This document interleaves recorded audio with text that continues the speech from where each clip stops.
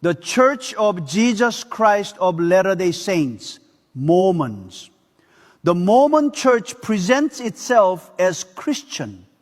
They speak often of Jesus Christ, prayer, family, and morality. They are warm, welcoming, and incredibly organized. But beneath that shining surface lies a belief system that replaces the true God with a myth of man-made divinity.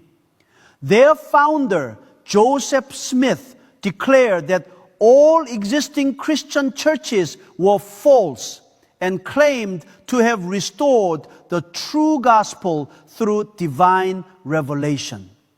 He introduced new scriptures, the Book of Mormon, the Doctrine and Covenants, and the Pearl of Great Price, elevating them alongside and often above the Bible. In doing so, the foundation of God's Word was fractured and a new theology was constructed, one that has nothing to do with the historic Christian faith. According to Mormon doctrine, God the Father was once a man living on another planet who progressed to become God. And they teach that we too can become gods, ruling our own worlds, populating them with spirit children. This is not just heresy. This is cosmic idolatry.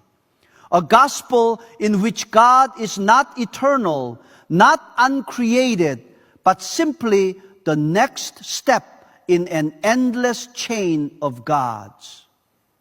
And what of Jesus? According to Mormonism, he is the literal spirit brother of Lucifer.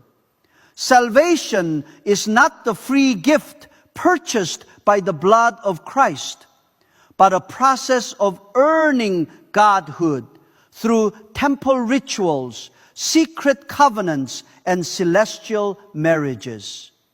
This teaching is an abomination, echoing the very first lie ever told. You will be like God. The Mormon gospel is not good news. It is a system built on pride, deception, and a fundamental rejection of who God truly is.